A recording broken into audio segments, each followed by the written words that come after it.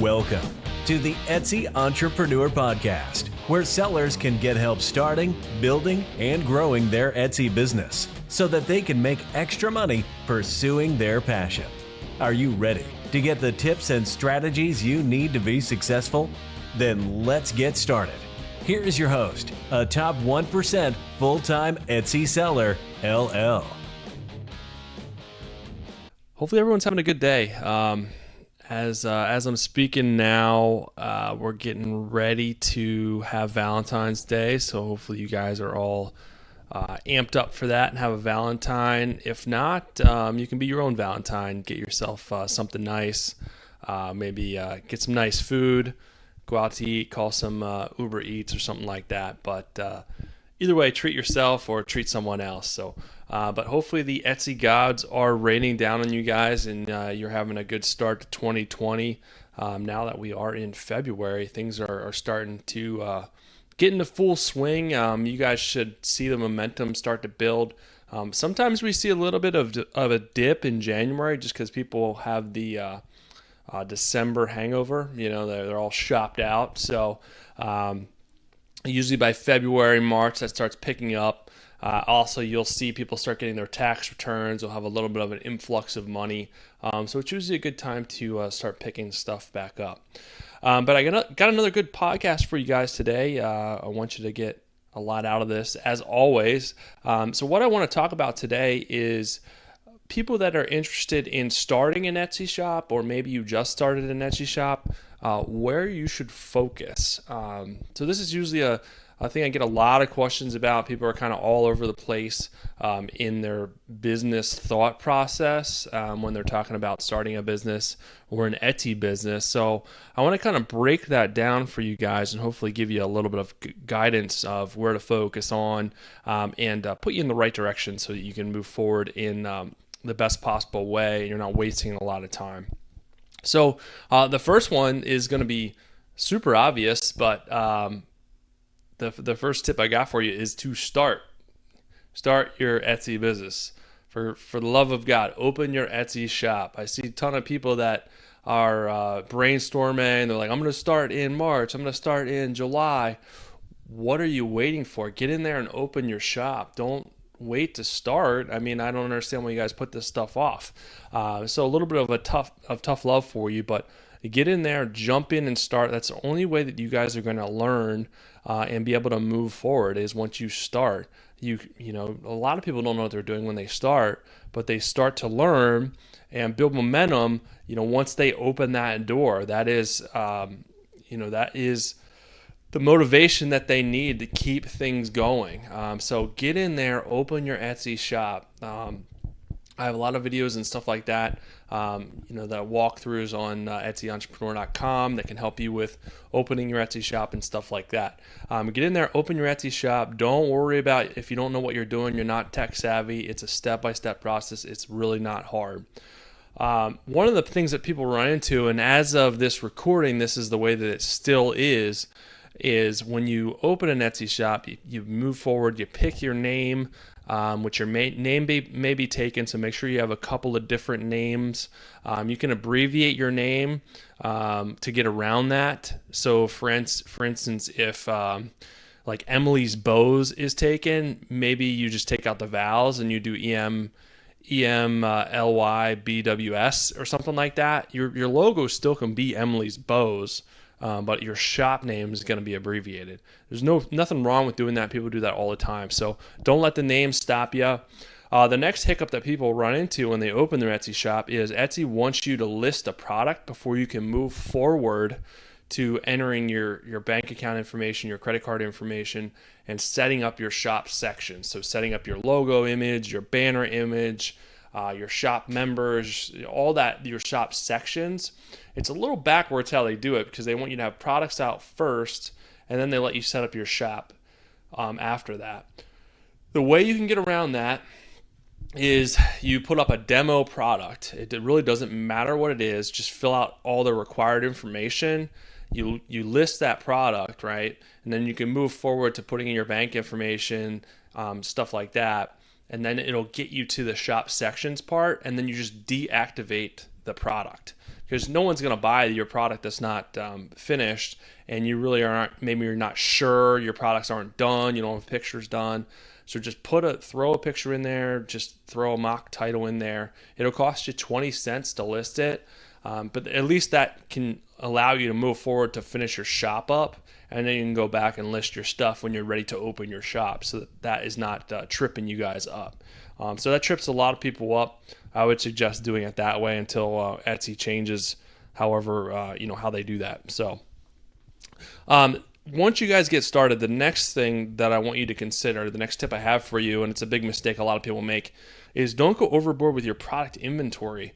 And a lot of people, this prevents them from getting started. I just had a customer the other day say that they're looking to start in a few months because they're working on completing their products. Well, it really depends what you're selling, but don't go overboard in making 10 or 20 of an item. First of all, it's going to cost you money. It's going to take you a lot of time. Second of all, you don't know if it's going to sell. So if it doesn't sell, you're going to be stuck with that cost and all those products sitting. Now, if they're one-of-a-kind products and every one of your products is one of the kind, there's really no way around that unless you can do some type of mock-up and take pictures of the mock-up where it looks the exact same as what you're going to make, where it looks professional and doesn't look cheesy and stuff like that. But outside of that, if your stuff is the same, just make one of the items so that you can take pictures of it and put it out there for sale and see how it's going to do. Because if it doesn't sell, you're going to be stuck with that product. So I see a lot of people make that mistake. They spend all this money on inventory and none of their stuff sells, and then they're like, oh crap, I wasted all of that money. So don't make that same mistake. Try to find a way to open as cost effective as possible so that you can test the market and make sure your stuff is going to sell and be successful. The next thing that you guys should do when you open your shop and you start listing your products and stuff like that, make sure that you guys are consistent with listing new products. Set a schedule and set goals for yourself to list new products every week. That'll keep the momentum moving forward. It'll keep your shop moving forward in the right direction with new products to test. It'll continue to draw in traffic and hopefully sales as well. You'll show Etsy that your shop is continuing to grow. And also keep in mind, in most things, most businesses, you can use the 80-20 rule, where 80% of the items that you list probably won't do great, and then you will have 20% of your items do really well. So in theory, the more products you have to offer, the better your chances are of having more products to be successful. And it's all about, a lot of it's about testing the market and kind of seeing what customers like. So the more products that you have to be able to do that with, the better off you'll be. So continuing, set those goals up front so that you are consistent in your shop and continuing to work on your shop each and every week. The next thing that you should do when you get started is make sure that you guys have a description template. This will just make your life a little bit easier so that you're not writing out your description for every single listing. Even if your stuff is different, you should break your description out into sections. What are the specifications of each product? Color, dimension, size. What's your shipping times? What's your processing times? Is there customization options available? Is there, what is the product good for? What's a blurb in there of who the product is good for? Maybe a little bit about your company at the very bottom or something like that. But think about what you want in your descriptions and break that out into sections. You may change small pieces of each section, but overall your template should be the same. And then you can copy and paste it from a Word document for each listing, so you're not writing a new description every time. And make sure your description is, it's not basic, so it shouldn't be just one word. What you should try to do in your description, not to get off track, but what you really want to try to do, your goal in your description is to answer any question the customer may have before they have to ask you. Because chances are, as I always say, you've probably heard me say this before if you've listened to me, if they have to ask you a question, chances are they're probably not going to ask your question, and they're going to move on to someone else that answers their question without them having to not ask.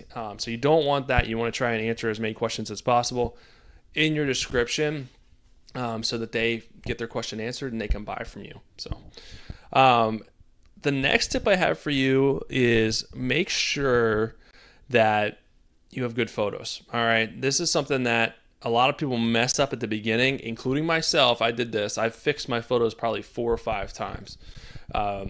You take photos and they're not great. Maybe the lighting's bad. They just don't look really good. So just make sure you're investing the time up front to take good photos. You can clearly see the object. The lighting is good. There's as many photos as possible. I think you're allowed 10 in each listing. So every angle possible. It's best to take pictures of the photos of the item being used or worn or in its element, in its natural setting, stuff like that. So the reason you want to try and do that up front is because if you don't, you're going to slowly realize, hey, my photos should probably be better. And then you're going to have to go back and redo your photos and take all that time. So you might as well just do it good at the beginning. And this really goes for a lot of stuff, your description, stuff like that. This is all stuff that I did early on that I screwed up. So I don't really want you guys to have to spend time and go back and fix, 50, 60 listings when you realize, well, I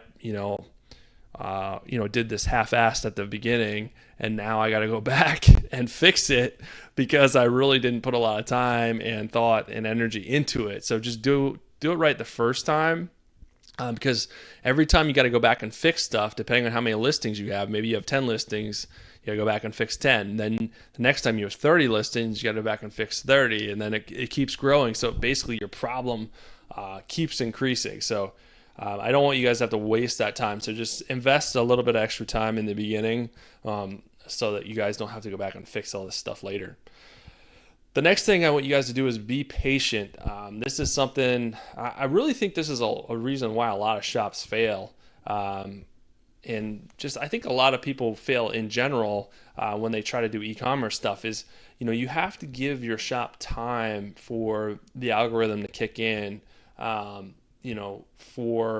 your keywords to start registering in the algorithm. It takes time. I've listed stuff and I don't really get any movement on it until 2 or 3 months later. So you have to give it time. Be consistent with working on your shop, but be patient as well. A lot of people will start a shop and they'll get nothing for a couple of weeks, and they get frustrated and they just close their shop because they don't get any sales. They don't get anything like that. Well, you're a new shop.